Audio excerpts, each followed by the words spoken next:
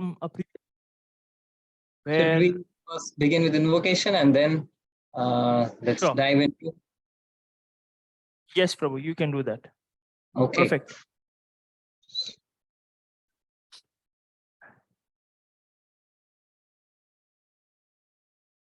ॐ अज्ञानतिमिरान्धस्य ज्ञानाञ्जनशलाकया चक्षुरुन्मिलितं येन तस्मै श्रीगुरवे नमः। नमो ॐ विष्णुपादाय कृष्णप्रेष्ठाय भूतले श्रीमते भक्तिवेदान्तस्वामिनिति नामिने। नमस्ते सरस्वते देवे गौरवाणी प्रचारिणे निर्विशेषशून्यवादी पाश्चात्यदेशतारिणे। जय श्री कृष्ण चैतन्य प्रभु नित्यानंदा श्री अद्वैत गदाधर श्रीवासादि गौर भक्त वृंदा। हरे कृष्ण कृष्ण कृष्ण हरे हरे, हरे राम राम राम हरे हरे। हरे Krishna. Thank you, Prabhu. Thank you for that. Thank you for the sweet prayers. Nice to hear your voice after such a long time. Thank you. Coming back from the previous session where we discussed how important it is to be in sync with yourself for not sinking into the pressures and uncertainties of the outside world. Yeah, and how beautifully Arjun gives those reasons from all four fronts of dharma, where all four fronts like dharma, arth, kam, moksha, of why he doesn't want to fight, why does he want to give up, where someone can say, "Arey, बिचारा भावनाओं में आके शायद he must have taken decision to give up," but no, it was not whimsical, is what we saw last time. And there we saw how there are three reasons of why someone gets probably dysfunctional, maybe because of a psychological condition, maybe a philosophical orientation, and external situation. When any of these three or all of these three overwhelm someone, there is a high chance of becoming dysfunctional. Prabhu, coming from this front, just a spillover of what we discussed last time. We saw how wonderfully Arjun gives his own reasons of why he wants to give up and not fight. Many people coming from the same place where Arjun is, they may sort of give big reasons and have their own flair of knowledge, say, wait, I don't need the spiritual stuff that you'll have, the Bhagavad Gita, that's fine, but I think I have all the answers. So I'm spiritual enough, am I not? So why do I need something more than this? Am I not self-sufficient? I seem to have the answers myself. What is your take on this, Prabhu? How do we, is there a sheet of ignorance which makes them believe that they're awake while they're still asleep? What's your take on this? Okay, well, thank you, Jai Kishan, for this warm-up question before we get into chapter 2. So as you summarized in the previous chapter, Arjuna gave a series of reasoning, rationale, why he doesn't need to fight, why it is improper, inappropriate for him to fight. And so he seems to know it all, and doesn't look like that he's looking for advice, doesn't look like he's looking for guidance at that point of time, because he has sorted it all out in his brain. And but at the same time, towards the end, he's still perplexed about his duty. That's what he says. I'm confused, but I have these reasons. So both these things are happening simultaneously. One is, okay, I should not fight because what enjoyment would be there, stained by the blood of our relatives, and we will be overcome by sin. Our family traditions will be lost. So I have made up my mind. I know it all, that I don't need it. But still I am confused, perplexed. I'm in a fix, but I have these reasons. So doesn't look like he has given any gap for someone's advice to sneak in, some higher guidance to sneak in. So Srila Prabhupada says that Arjuna is acting as a conditioned soul. It's a drama orchestrated by Krishna's internal potency, because Arjuna is Nitya Siddha devotee. He cannot be perplexed, confused, or put under the spell of Maya, but it's the Yoga Maya which orchestrates this high voltage drama so that we get the lesson. So that our psychology can be replicated through Arjuna. And our psychology is, I know it all. Probably I've figured it all out. I'm confused. I'm in a fix, but I don't need any help. So that's the space from which many of us come to spirituality, or why we don't come to spirituality, because we have figured it out. However, this, despite our figuring it out, if it is still, not, if we are still dysfunctional in certain ways, if we are still finding challenges which we are not able to overcome, if we are still finding different problems which are like a quicksand taking us down, then let us better take the hand up and seek for help, right? Rather than the quicksand of those doubts and confusions, let us in that quicksand. So let's discuss. So have I been able to express the psychology which of Arjuna and how it relates to us, Jai Kishan? Do you see a parallel between the two? Yes, Prabhu. Yes, it's quite a lot, because that does happen. Many of us come from a space of Mr. Know-it-all, especially the fact that most of us, the education standards have increased. So, bhai mujhe pata hai. So it's difficult to come from there. Yeah, and especially there are two reasons why this happens. See, one is, as a child, if you look at children, they are open to new knowledge. They are open to explore new wisdom, new knowledge, new information, and they don't get threatened by new knowledge or new perspectives. Because for them, okay, well, I'm here to learn. So because they are open to learn, they take all the knowledge in. Whatever comes in, when the teacher says that 2 ka square is 4, 2 into 2 is 4, they are all there. Okay, that's good. I didn't know this. 2 into 2 is 4. They take it up. But then when, as adults, we get some fresh knowledge which we have never heard about, we tend to feel threatened, because rather than engaging with new knowledge with the intellect, we engage it with the ego, right? We feel it as a threat to our ego. How can there be something which I don't know? How can I acknowledge my ignorance? So that's something, as adults, we face a challenge in terms of taking in new perspectives, new thoughts, new ideas, new information. But if we could learn from children, we could really exponentially increase our learning, and keep learning as we grow and as we go on in life. And another reason why we feel find it difficult to take in new knowledge is especially spiritual knowledge, because there has been a research by the University of London which says that people rate themselves inordinately high on traits of ethics, morality, and spirituality. Everyone feels that, okay, this stuff I know.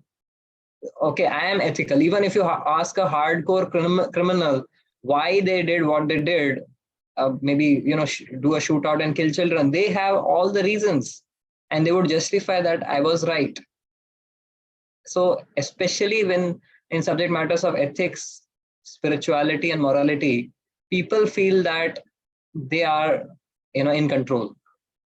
You may ask someone about quantum physics, anything about quantum physics, and if they don't know, they will say a plain no. But if you ask someone about soul, spirituality, even without taking any effort to read any book or meet any teacher or even reflecting on themselves, they will say, okay, I have my version of spiritual reality. Now, how does that confidence come in? So that's somewhere the intrinsic human nature where there are a lot of assumptions about it. So this is a proven research done at the University of London, that we either reward ourselves with ethical medals, that I'm very ethical, I'm very spiritual, or we give licenses for our unethical behavior or material behavior. So that's how the human psychology works. However, when we acknowledge these two things, that by default as adults we have a stumbling block of blocking spiritual knowledge, seeing it as a threat, and then another stumbling block is our assumption that I don't need to learn any spiritual stuff, I don't need to learn any ethical stuff. So these two stumbling blocks, if we are able to overcome that, we can tune into excellent new frontiers of spiritual knowledge, which could really empower us, enlighten us, and help us overcome all of those self-made obstacles. I want to like, I am in love with the whiteboard, Zoom whiteboard. So should I place something out there? I can never deny you, Prabhu. Please Okay. go ahead.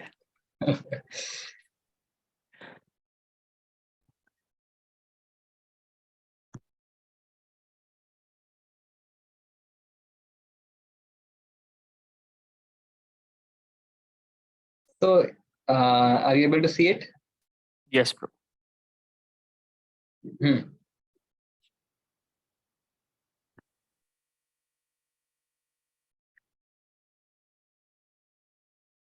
So if all the knowledge were considered to be a circle,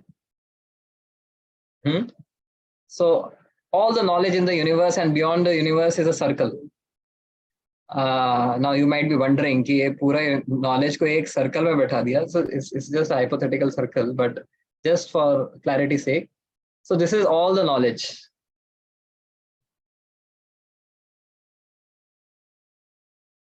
ठीक है? Then this arc is what I know. Okay, so here I have made it a very big, actually. It's not even this much.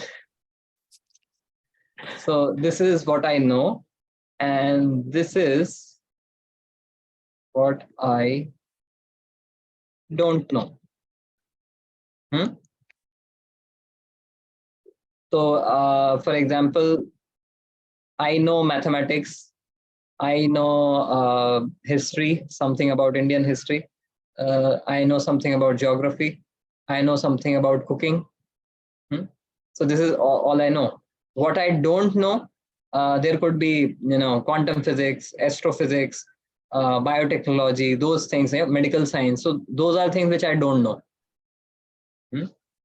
Jai Kishan, आप तो accountant है, so there must be a natural question in any mathematician's mind. What is the question? ये बचा क्या बाकी का circle? Okay, this is very interesting. This is, I don't know that I don't know. So this is, I don't know things which I don't know that I don't know. For example, say, as a, like, going back to childhood. So as a second grade child, we didn't even know that we don't know anything about trigonometry. Right? We didn't know. For us, what I know is the addition, subtraction, multiplication. But and we knew that, okay, I don't know something about say division and division and multiplication. I don't know. I know addition and subtraction. But then there's a whole lot of mathematics which I don't know, but I don't even know. I don't know. Thoda sa confusing, but I guess you are all smart enough to grab this. Say before Einstein came up with the theory of relativity, the world didn't know that they didn't know theory of relativity, right? So only was the contribution of Einstein which brought to light that we didn't know anything about theory of relativity. So there are things which we don't know that we don't know about. Now, in case of Lord Buddha, from his beginning of his childhood, everything about birth, death, old age, disease, everything about afterlife, everything about the pains and miseries of life were hidden, were concealed. He didn't even know that there is something called death which exists, right? He was not aware. He was never shown a dead body. He was never shown a diseased person. It was all hidden from him. Only young, energetic, healthy people were kept around him because the parents were concerned that he might renounce everything and leave them, because that was the foretelling about him. So as soon as he came across, by one chance stroke of providence, he came across a dead body, and he asked his minister, "What's that?" And he said, "Oh, don't you know that this is a dead body? They are taking away." "Oh, so do people die?" "Oh, yes. We come in this world, we take birth, and all of us have to die one day." "Oh, really? And who is that person? Why is he coughing so much?" "Oh, that's an old invalid person. He's diseased." "Oh, really? There's something called disease? I thought we all are always healthy." So when this new knowledge was brought to him, so this was in the arena of I don't know that I don't know. Lord Buddha didn't know that there's something called disease, and he didn't even know about it. So, and when he came across that knowledge, it completely flipped his perspective of the world. And then he went out for enlightenment and actually started the Buddhist path. So there are a lot of things out there which we don't know, but there are many more things which we don't know that we don't know about. So having that intellectual humility to accept that there's a lot in the universe which we don't know, and I don't even know that I don't know, that can open up a vista of a lot of new knowledge, new learning, and enlightenment. And that's what I would bring from this thing, that we may have it's always good to have confidence in what you know, but we should also have a pinch of salt of what I don't know. And just yesterday I was hearing a conversation of Prabhupada with reporters. It was an interview, and some of these reporters were of this category, like, "We know it all, हम Indian है ना, आप क्या स्वामी जी, आप क्या बताएंगे हमको spirituality, आप क्या बताएंगे Gita." So they were saying, "Swami ji, आपके तो ये हिप्पी लोग है ना, ये तो गीता, ये तो हरे कृष्णा करते हैं, हरे राम करते हैं, और चरस गांजा भी लेते हैं, हमने देखा रेवानंद की मूवी में." Prabhupada said that movie is propaganda. Huh? So at least these hippies, even if you consider my disciples as hippies, they are chanting Hare Ram. What are you doing? So you are even fallen than the hippies. So Prabhupada challenged them. But these people, some of them were so arrogant. They didn't want to learn anything. They had not come to learn anything. They came with the mindset that we know. Swamiji, who are you to tell us? So they said, "अरे स्वामी जी, वो तो नीच लोग है ना, इसके लिए वो हरे राम करते हैं, हरे कृष्णा करते हैं, वो तो पाप वाप करते हैं, हम तो हमें जरूरत नहीं है ये हरे राम हरे कृष्णा करते हैं."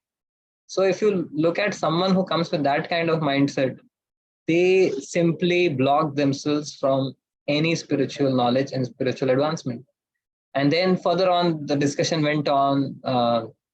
they said, अरे कृष्ण तो भारत के है ना, आप इसको यहाँ इधर उधर कहाँ लेके गए? Why have you taken Krishna and ये इनसे क्यों करवा रहे हो? ये तो हमारा भारत के हैं कृष्ण, आप एक्सपोर्ट क्यों कर रहे हो? आप you are earning money based on this Hare Ram Hare Krishna.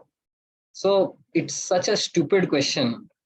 Now, if we look back 50 years back, we'll consider these reporters as the most stupid people, because Srila Prabhupada is taking India's culture and spreading India's spiritual heritage and its glory all over the world. And these, uh, reporters, bluff reporters, they are criticizing and minimizing Prabhupada, saying that ये आप बाहर क्यों लेके जा रहे हो? आप तो पैसा कमा रहे हो इससे. So Prabhupada opened temples based on the Western money. But so that's what sometimes this kind of arrogance can do, make us really laughable, a laughing stock. And that's what, if you hear that conversation today, you'll keep laughing that how cynical and ignorant can someone be. And it continued on further. They kept challenging Prabhupada, saying that so Prabhupada said, okay, the sun rises in the east, but does that make an eastern sun? Does that make the sun an eastern sun? Prabhupada said, sun belongs to everyone. You don't even know about Gita. Aham sarvasya prabhu. Krishna is the lord of everyone and everything. He's not restricted to just Indians. And it's the duty of Indians to spread, in fact. So there were a lot of such things. And then they asked Prabhupada, अच्छा ठीक है स्वामी जी, आप गरीबों के लिए क्या कर रहे हो? ये सब तो ठीक है, मतलब spiritual knowledge is simply said this is of no use to us, we Indians know everything. And then आप गरीबों के लिए क्या कर रहे हो? भारत में बहुत गरीबी है. So Prabhupada said, poverty is there everywhere. I have been to London, I have been to New York, the richest cities, and you will find lazy bums lying out there on the pavements, on the streets. Prabhupada said, how do you explain that? Prabhupada was telling that unless you uplift people from the modes of material nature, if someone is in ignorance, they will keep themselves in such a dastardly condition of poverty and ignorance. They will, whatever Prabhupada said, even if you give them money, they will just go to the liquor shop, drink some liquor, and again go back and sleep on the street side. But these people could not process this at all. So Prabhupada said, I am actually uplifting such people to become so pure. So that's social work. I am helping people to give up all of this LSD and illicit relationships, illicit sex. So then finally they said, okay, that is one type of social work, but are you not uplifting the poor people? So Prabhupada said, at least give me credit for that one social work. So they said, no, अच्छा स्वामी जी आपको credit चाहिए क्या? Oh, इसके लिए कर रहे हैं आप. So you can see how, I feel ashamed that there were such people in India who minimized and disrespected the contribution of such a great Acharya. And the only reason for that is they had this holier than thou mindset. They had this attitude of sanctimony that we know better, right? But anyhow, Prabhupada kept his cool and tried to explain them. Prabhupada said that, look, गरीबी और अमीरी पैसे से नहीं होती है. Prabhupada said, मेरी नजर में तो आप भी गरीब हैं. You are also poor. You also need Krishna. So I guess that's the underpinning, that this humility helps attract knowledge, and that's a very key factor in getting in spiritual knowledge. Wow. Srila Prabhupada के बारे में जितना आप बताएं प्रभु, what audacity he had of answering such kind of nonsense questions. And even in our lives, you can see how often and how do we react when someone puts knowledge that we think we know. I mean, we don't know that we don't know. When someone puts it in front of us, do we get offensive? Do we get defensive? Or are we open to learning what best we can? So that is a mirror for us too. And even, I mean, taking our discussion back to what Arjun faced on the battlefield. Sometimes what happens is, in a fit of emotions, what we call as an impulsive decision. Matlab emotional, okay, you take some decisions, but you tend to regret them all your life. Yeah. And that is something you fear. इसकी वजह से कई लोग indecisive भी हो जाते हैं कि यार ये decision मैं अभी they're not able to decide for themselves. Is this based on emotion? Is this based on intellect? Because I don't want to take emotional decisions which I have to regret it for the rest of my life. Yeah. So how do I not let the emotions play a part in negatively affecting my future? Wow, that's a very pertinent question. Decision making, life is all about decision making. It's a moment to moment decision making. Every moment we are making some decision. Right now, every one of us who are on the call have taken a decision to listen to Bhagavad Gita. Many others around you may have taken a different decision what to do on a Sunday morning. And even while we are tuned into the talk, every moment we are making a decision whether to tune in or to plan for the future or brood on the past.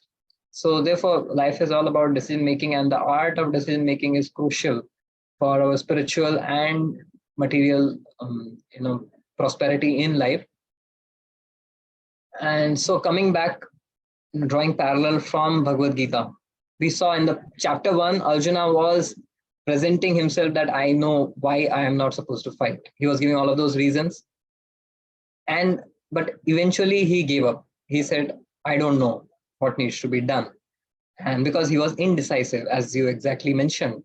So there are 3 modes of nature and 3 modes of decision making. The mode of ignorance, people who are driven by the mode of ignorance, or someone who at some point of time in situation in life, they are driven by ignorance. Their decision making is being indecisive. ये करूं कि वो करूं, वो करूं कि ये करूं, and they will decide today something and then change the complete thing, flip it apart the next day, and then again the next day they again decide that this is my decision, and the third day they again change it. So this is being indecisive or procrastinating decisions for 1 week. Sometimes अच्छा मैं 15 दिन सोच के बताता हूँ कि whether I can come for this 1 day outing or whatever, 15 days for a 1 day thing, right? So sometimes people take a lot of time. So that's being indecisive. Then comes the mode of passion. Mode of passion decision making is impulsive. अभी का अभी जो है कर दो. It's very much driven by Rajoguna with passion. So you tend to be impulsive and later regret.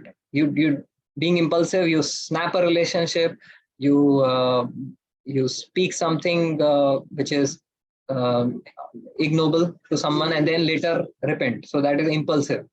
And then mode of goodness decision making is introspective, where you weigh in your emotions, you weigh in your reasoning both, and that introspection can help us take the right decisions in life, which are based on the right information and right introspection.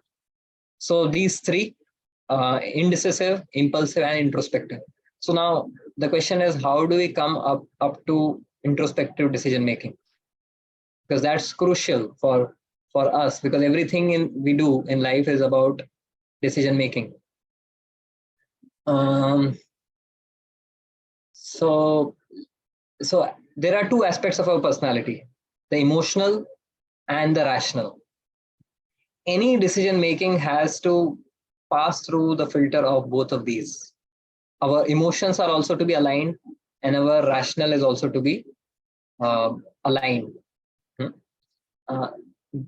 If you have heard of Descartes, he had in the 17th century come up with a statement called I think, therefore I am.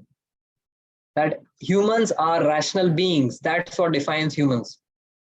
We have the power to think, to contemplate, and have reasoning, which is something which makes us stand out in comparison to other species.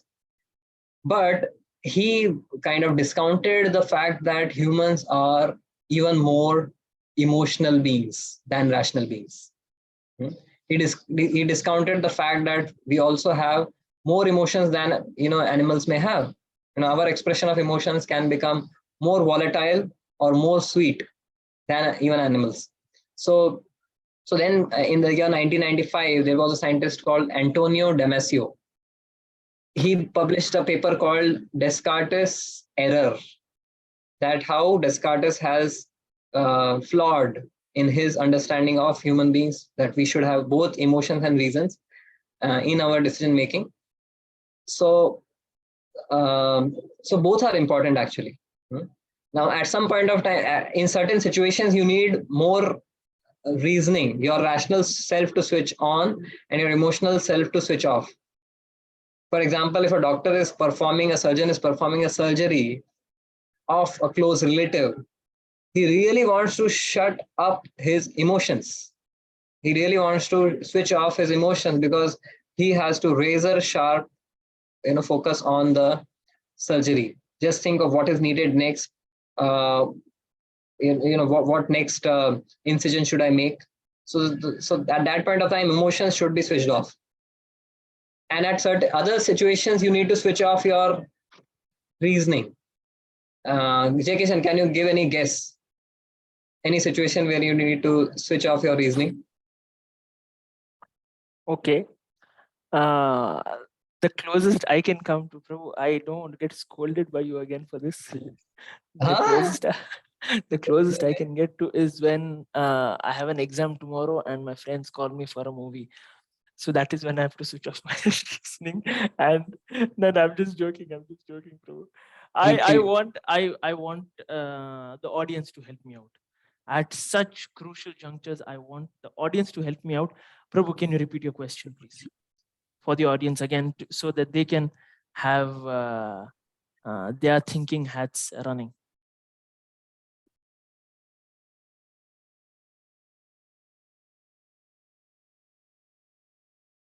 Okay, there are some comments coming our way.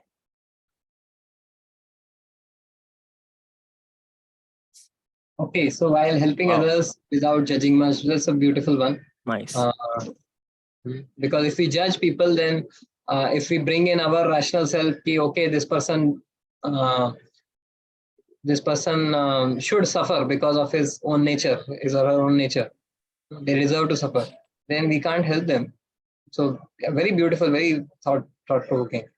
While understanding the philosophy of Gita, no, Mansi, you need both. Buddha Bhava Samanvita. Krishna says in the 10th chapter, you need both intelligence and emotions to understand the philosophy of Gita. When you need to apologize to someone, when heart overpowers the mind, interacting with children, yes, that's a beautiful one. You really need to, take in their emotions and connect to them emotionally. So these are all wonderful answers, correct answers. On a lighter note, when watching a Bollywood movie, if at all, you need to switch off your intelligence. Otherwise, you will just be miserable and make others miserable because it doesn't make sense at all. Right? So yes, there are situations in life where you need to just have your emotions in forefront, and your rational can be on the back burner. So let me get my whiteboard again.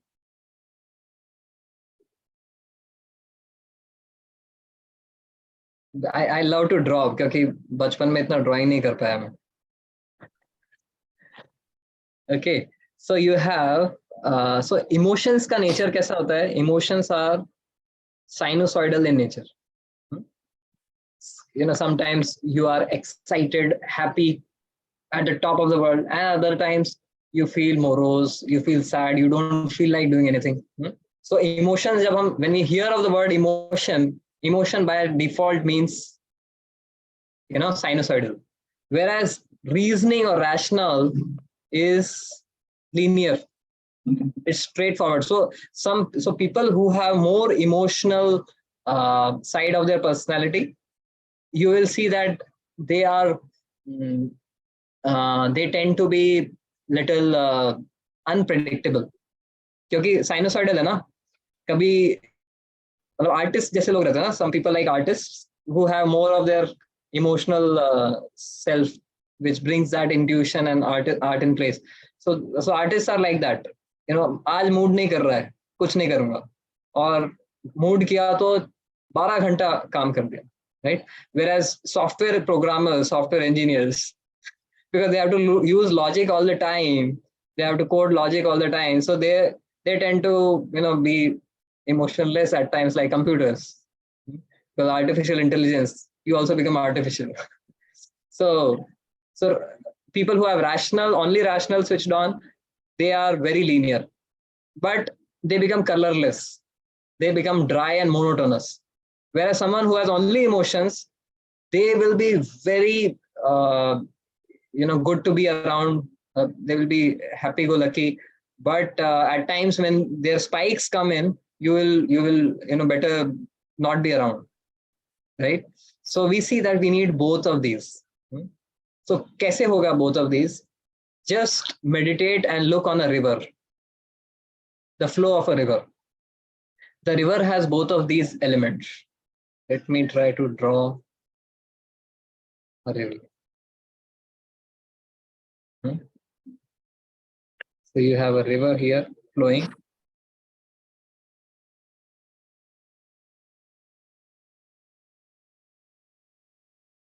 So the water of the river, which you see here, is sinusoidal, you see. But if you see the banks for the most part, they tend to be straight. They tend to be linear. But the water goes up and down. But the banks take it forward. So there are some users commenting that they can't see what you've just drawn. You can you see, Jaikishan? Yes, Prabhu. It's very much visible for me. Yes, maybe you could work around at your system. Maybe something at your. Okay. There are others who can even see your drawing, Prabhu. Then there might be something. But you can visualize a river. Anyways, my drawing is not that good, so anyways, you won't be able to make much sense. This is just for my happiness. I am drawing it. But as a river, if you see, a river has straight banks, but its water is sinusoidal. So similarly, in life, in the river of life, we need the sinusoidal emotions, but those emotions need to be channelized by the banks, which are straight, which are linear.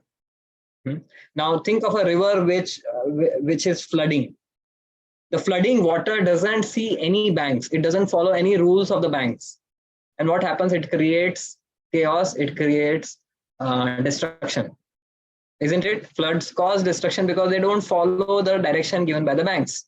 So people whose emotions become so overwhelming that they tend to overflood the banks and go across and flood any city or a village.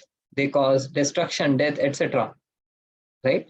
So therefore, people who have overwhelming emotions, they at times tend to become difficult to deal with.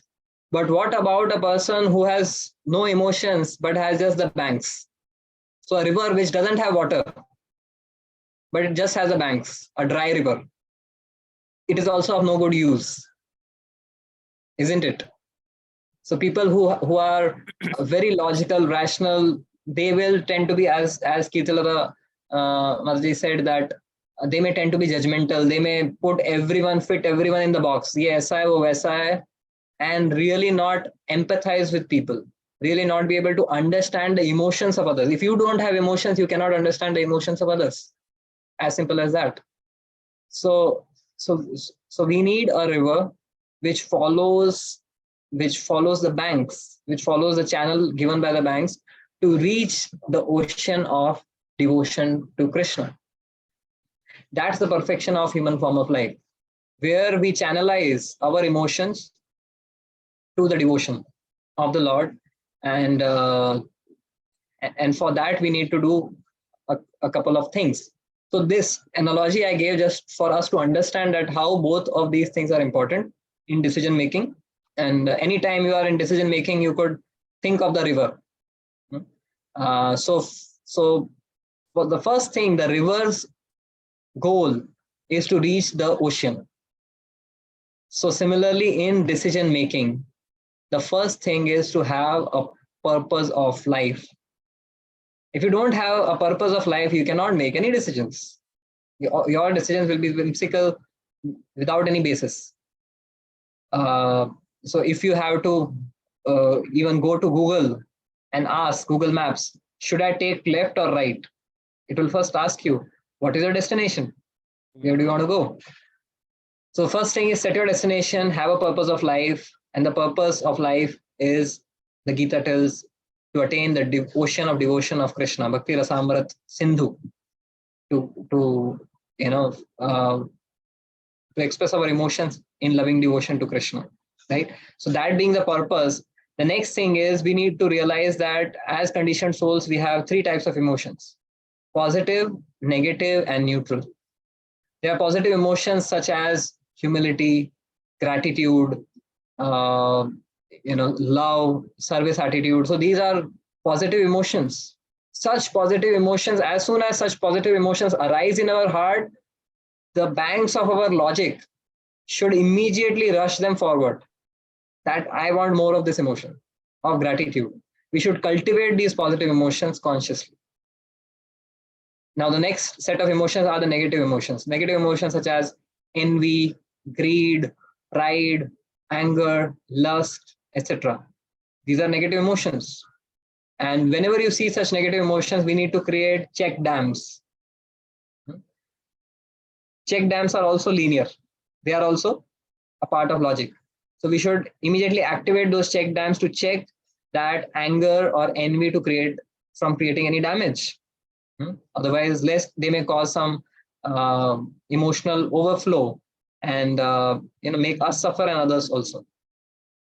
And thirdly, the neutral emotions such as happiness, sorrow, the neutral emotions that we go through, excitement, etc., frustration, excitement. So these are neutral emotions. We should just make sure that they don't become so overwhelming that they make us dysfunctional. But otherwise, we can let them. We cannot deny ourselves these emotions of happiness, sorrow. People ask कि अर्जुना ने तो गीता सुना था, पर गीता सुनने के बाद भी जब अभिमन्यु का मृत्यु हुआ, so why is it that Arjuna started crying? Oh, he didn't understand the message of Gita. No, sir. The Gita doesn't tell you to become an emotionless stone. The Gita gives you the blend of positive emotions and spiritual reasoning, both of them.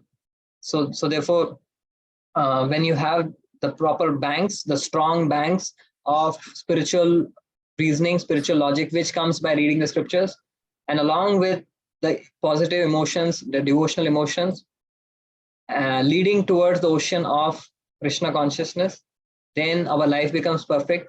Every decision that we make is a journey towards Krishna in that particular state of mind.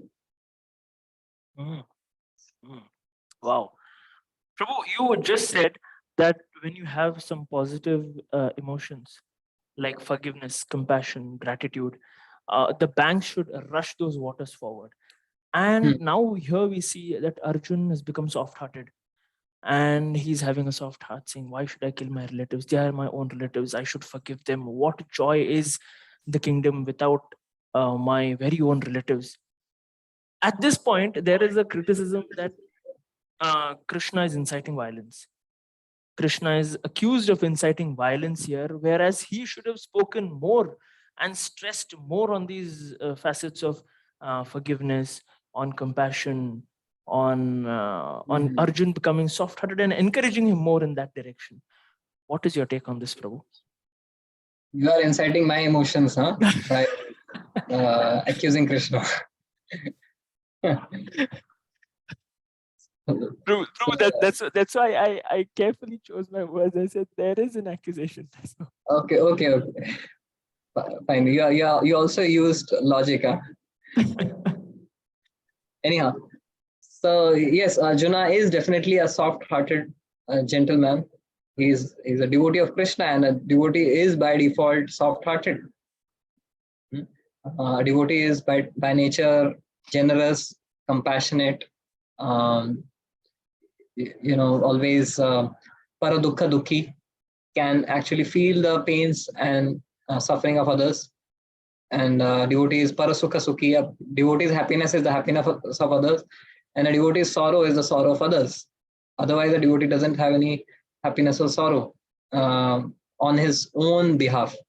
Right? So definitely Arjuna is soft-hearted, but there's another flavor to Arjuna's personality at this point of time, because of which Krishna, like in the second chapter, in the beginning verses, Krishna speaks such strong language, it's unimaginable. Like Arjuna is practically weeping. He has his Gandhi has slipped off his hand. He tells, my skin is burning, my hairs are standing on end, my mouth is drying, and my limbs are quivering. He's crying. And in such a situation, Krishna gives him a big sauce. He is chastising him. Kutastva kashmalam idam vishame samupastitam anaryam jushtam aswargyam akirtikam karma Arjuna. So can you imagine, you have your closest friend, you are crying your heart to him, and he starts telling that closest friend that from where have these impurities and impotencies come upon you? This doesn't befit a person of such lineage as yours.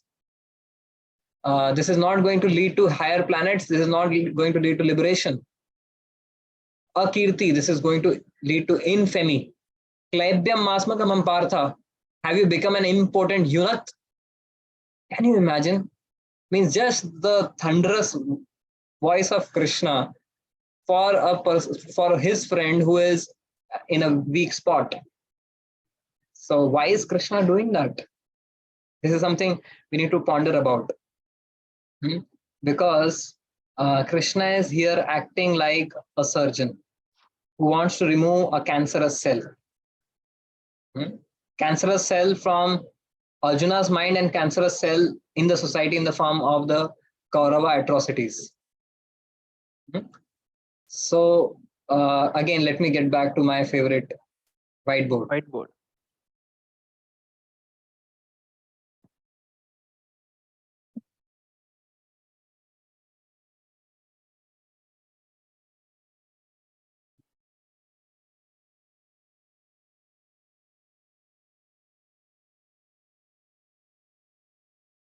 So you have here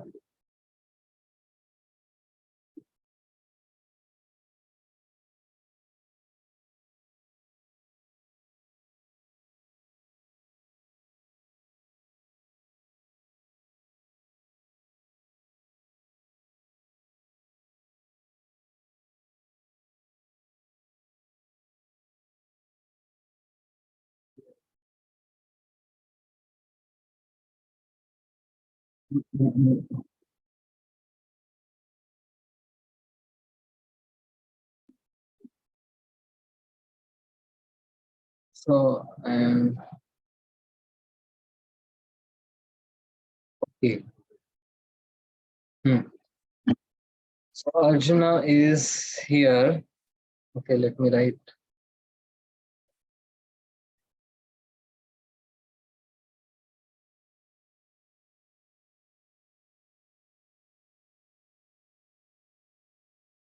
Others and self.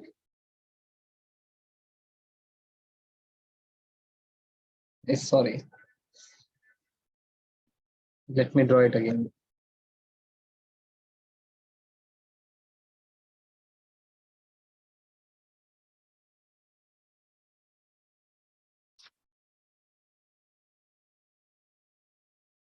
Self and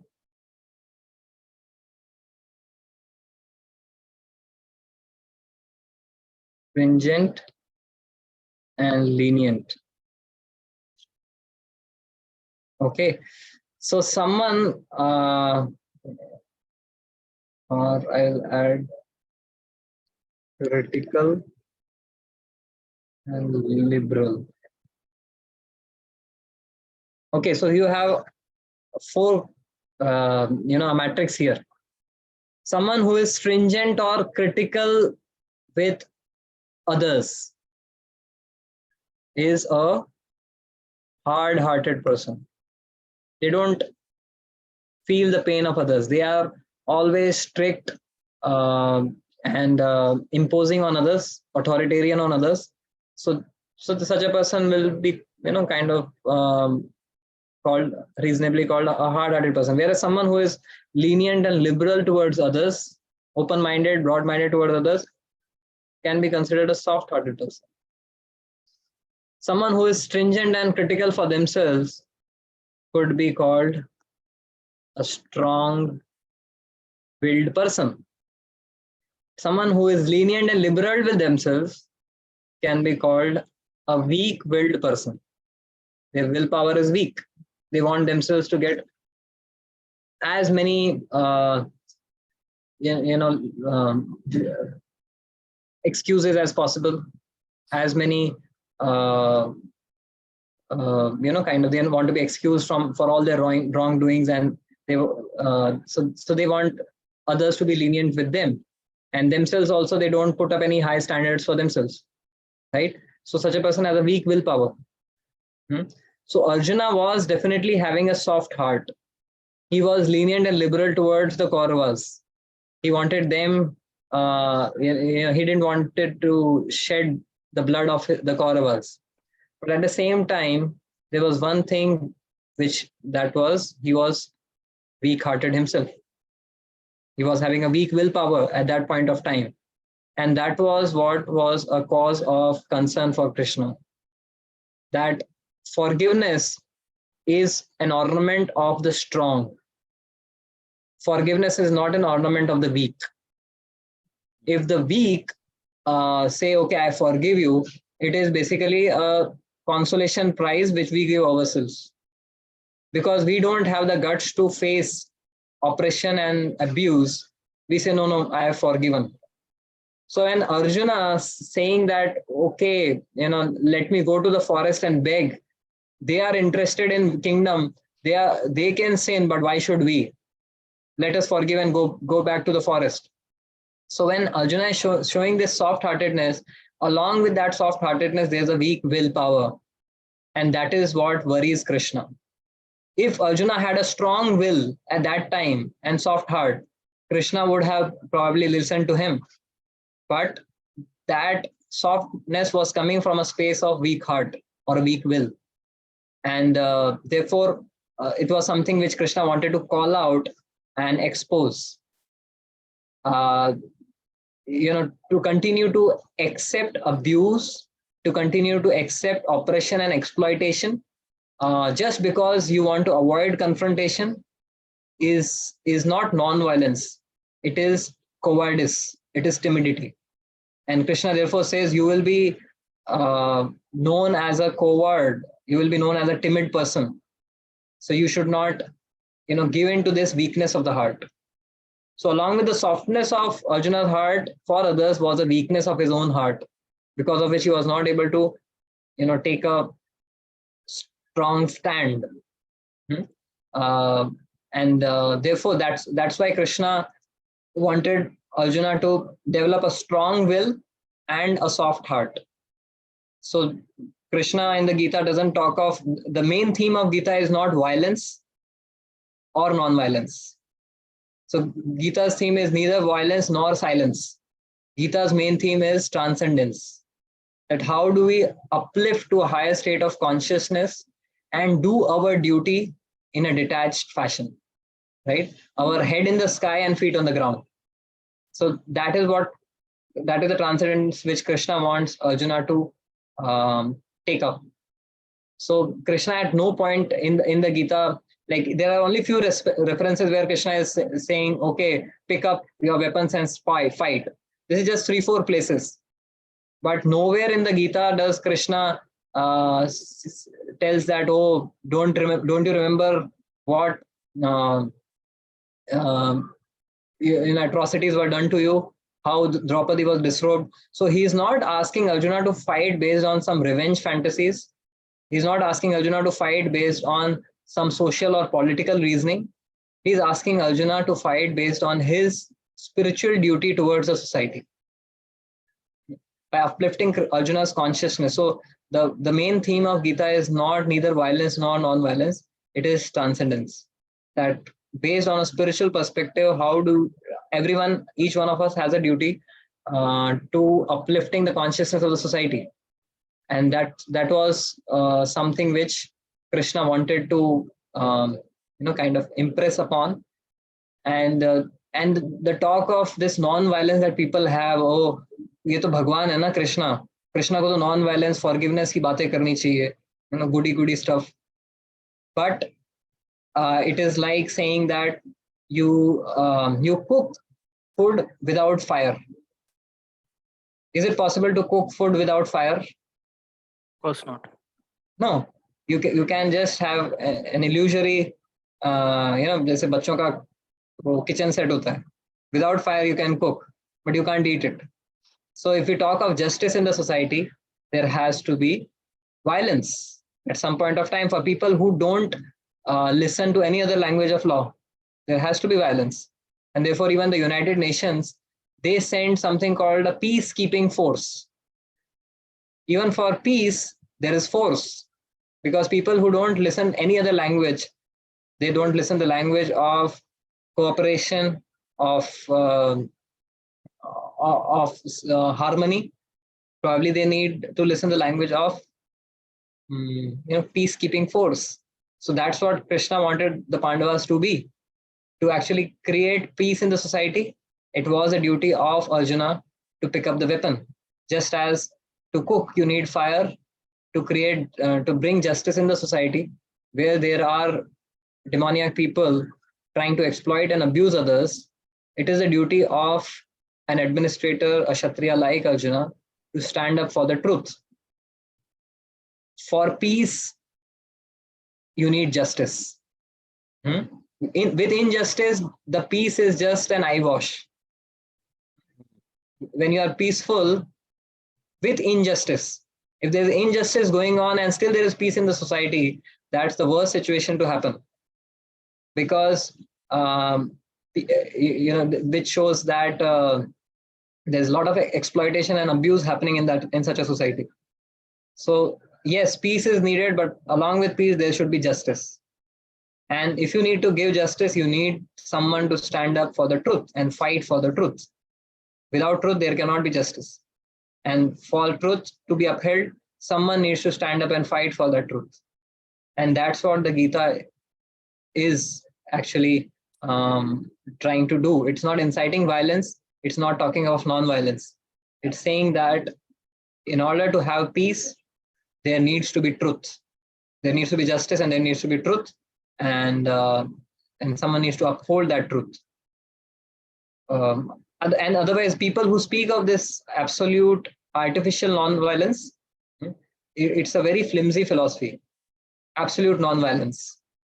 If a criminal is slaughtering someone in front of you, or raping someone, and you say, no, we are non-violent, we won't do anything about it, that's that's stupidity, right?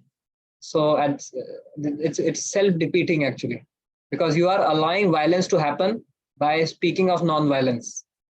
So you are also party to violence in that sense. And people who sit on their armchair and say and talk about the armchair philosophy of non-violence, they do dining table violence. Sitting on their dining tables, they are eating innocent animals who have been inflicted with a lot of violence, being killed, ripped apart from their family members, from their loved ones. So that's basically hypocrisy. When you sit on the armchair and you philosophize that there should be non-violence in the society, but when you go to the dining table, what you are eating is all about violence, bloodshed of innocent animals. So I guess Gita is not inciting violence. Gita is uplifting the consciousness of everyone so that everyone can live peacefully in coexistence with others without encroaching on anyone else's right, and serving each other. So that's what the message of Gita is, like as per my understanding. Not violence, silence, but transcendence. I loved your point about the peacekeeping force, Prabhu, where peace, where there's peace with injustice, it's just an eyewash. How rightly said, Prabhu. There is a second accusation. Now I'm getting a little timid while posting this second accusation to you, but please allow me. There is a second accusation which says that Hitler himself, personally, was a vegetarian, and he saw eliminating the Jews as removing pollution in the world, removing the unwanted matter from the world. And there comes a mention where Lord Krishna wanted to remove the adharmic people from the world, and that is why he used maybe Arjun as an instrument.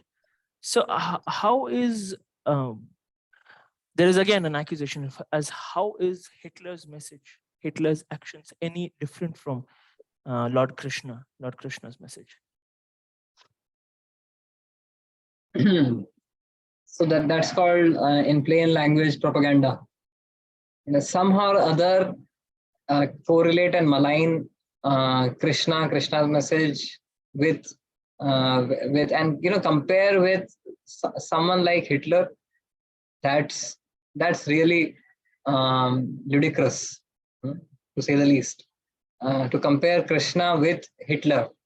So if someone has not read the Gita or not even opened any page of the Gita would dare say such a thing. But there are enough such people. There are millions of such people who say that okay, Gita is a fascist book, which says that only the Krishna says that paritranaya sadhunam vinashaya cha dushkritam, to wipe out the Kauravas.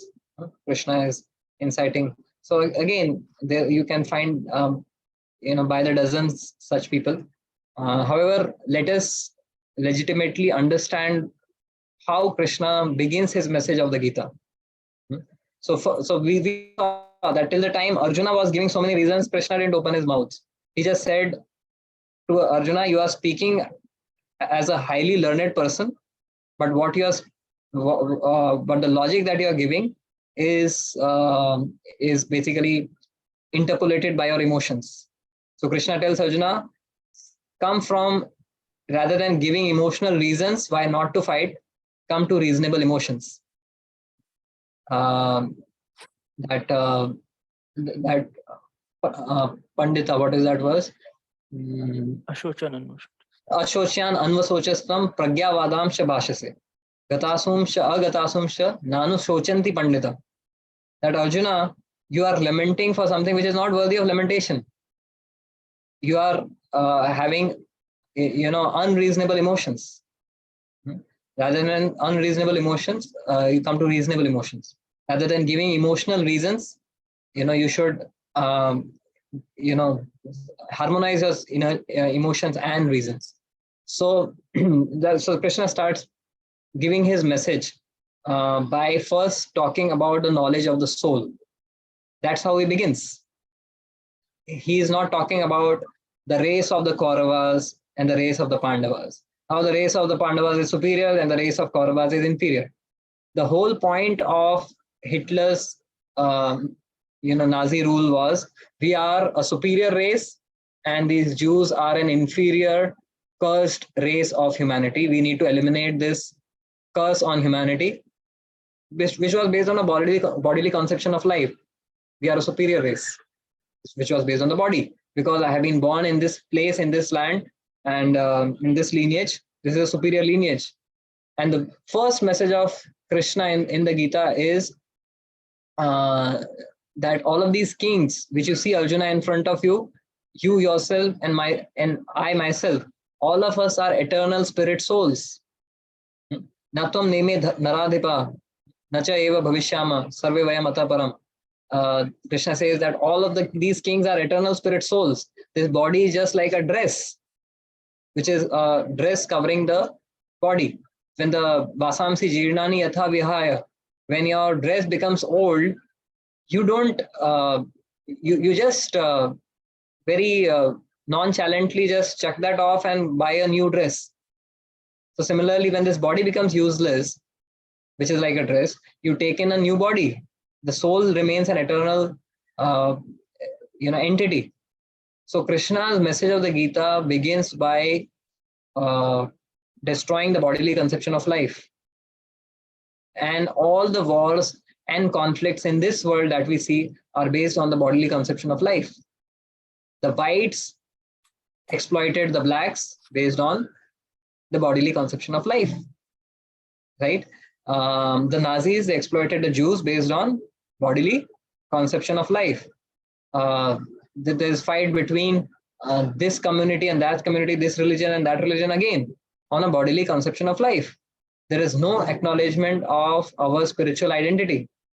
So Krishna's foundation of his message to Arjuna is destroying that bodily conception, telling that we are all spirit souls.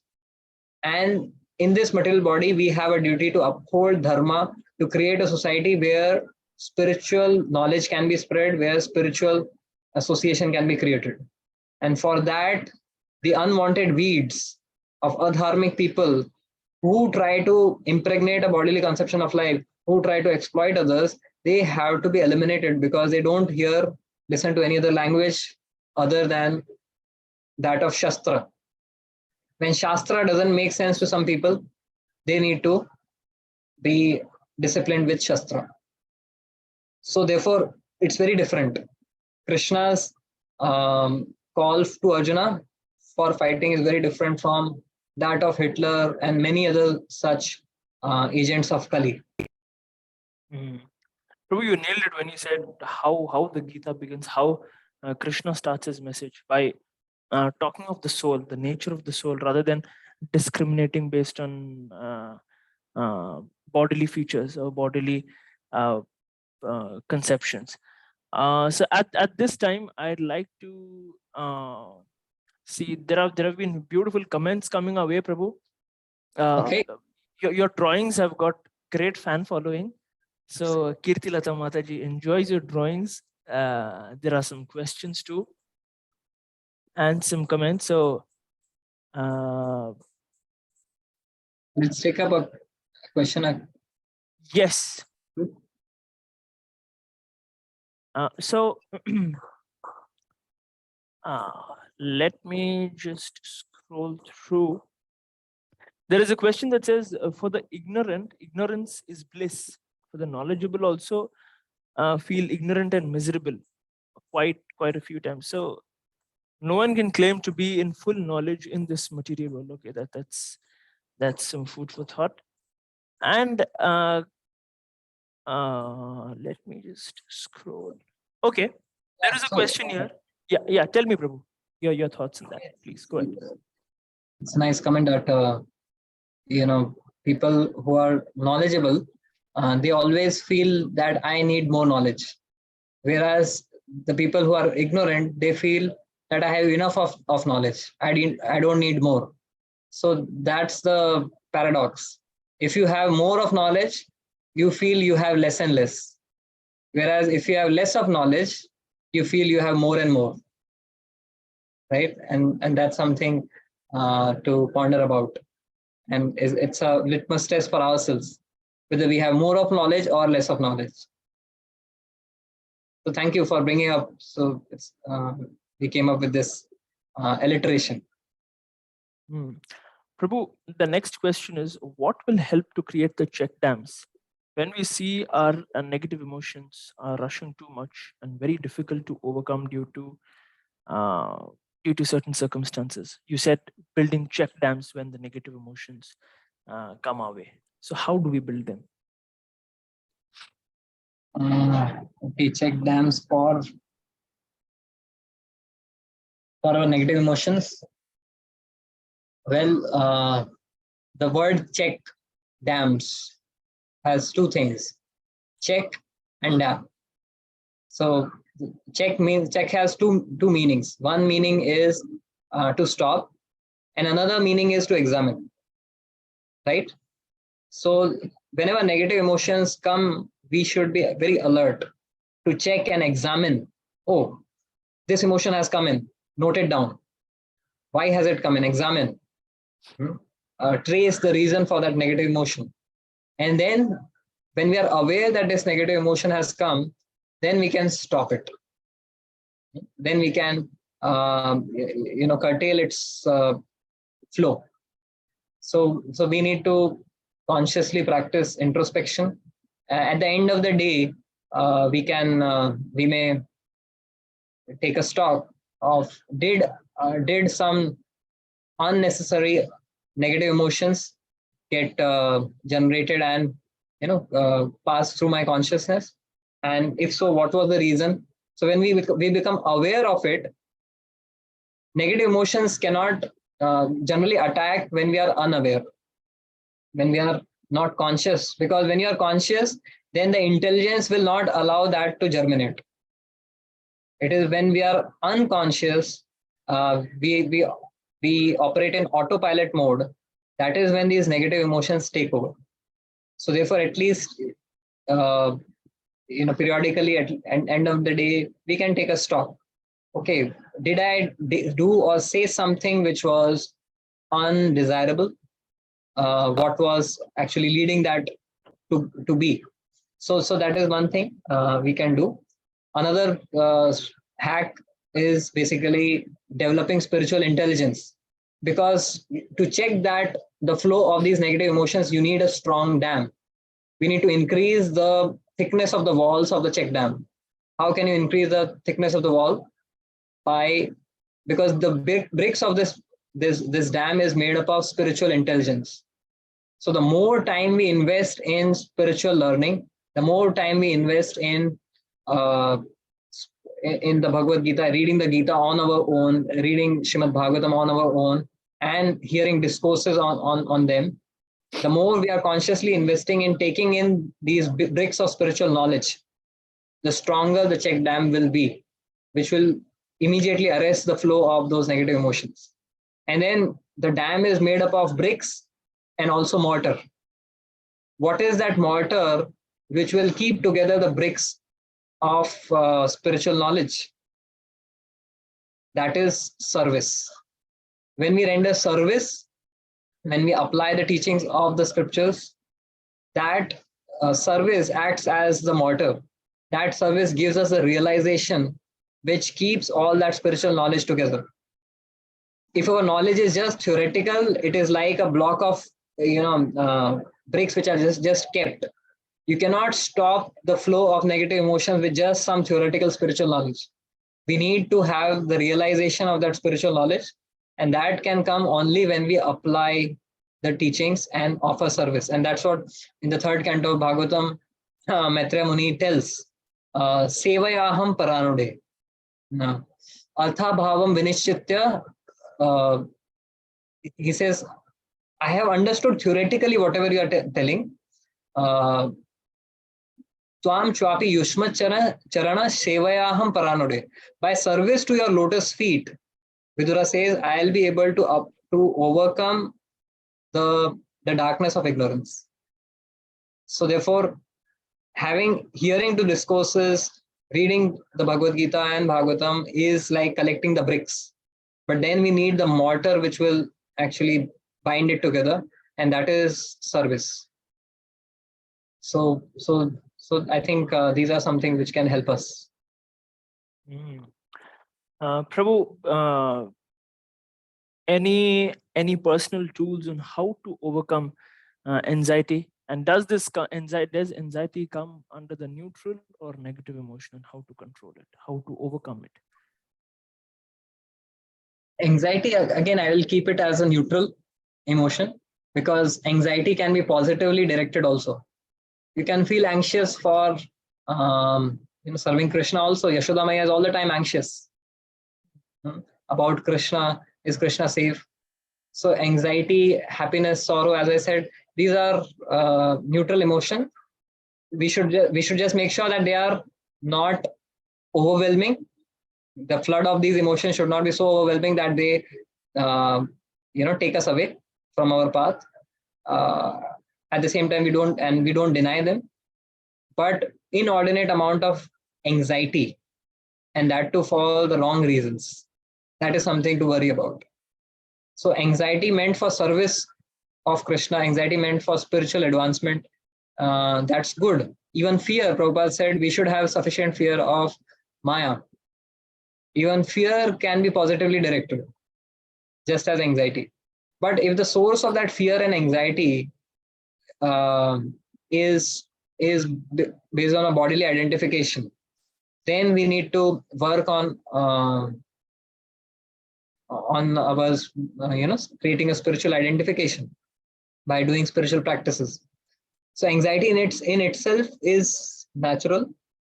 If you are, say, suppose preparing for an exam, some amount of anxiety will be there, but it should not be overwhelming. And if the purpose of that exam is so that you get good grades, so that you can serve Krishna nicely in a better position, then that anxiety is okay. But when you have spiritual knowledge and spiritual purpose, you can be ensured that anxiety will not overwhelm you. That will be purpose driven. So I guess having the spiritual purpose in life, and that can help us to direct our anxiety and contain our anxiety in limits. Thank you, Prabhu. Thank you for this wonderful enlivening session, that this whiteboard filled drawing session that you presented us with. One thing which really impressed, I mean, which caught my attention was Srila Prabhupada's audacity and how he dealt with the reporters. And one Reporters. yeah, one thing that comes to my mind is, कि खुद की अक्ल और दूसरों की खामियां हमेशा ज्यादा ही लगती है. So मार दिया. So No. and also the wonderful questions that were asked by our beautiful audience here, and how perfectly you answered them, Prabhu. Thank you once again to our audience who've come on a Sunday morning, and Prabhu for taking out your time on a busy Sunday. Thank you, Prabhu.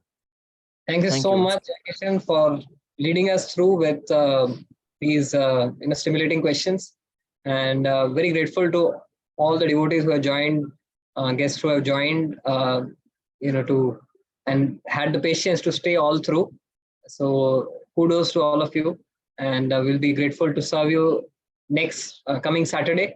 So next time we'll again resume on our spiritual Saturdays in the evening, 7 to 8. Thank you, Hare Krishna. Srila Prabhupada ki jai.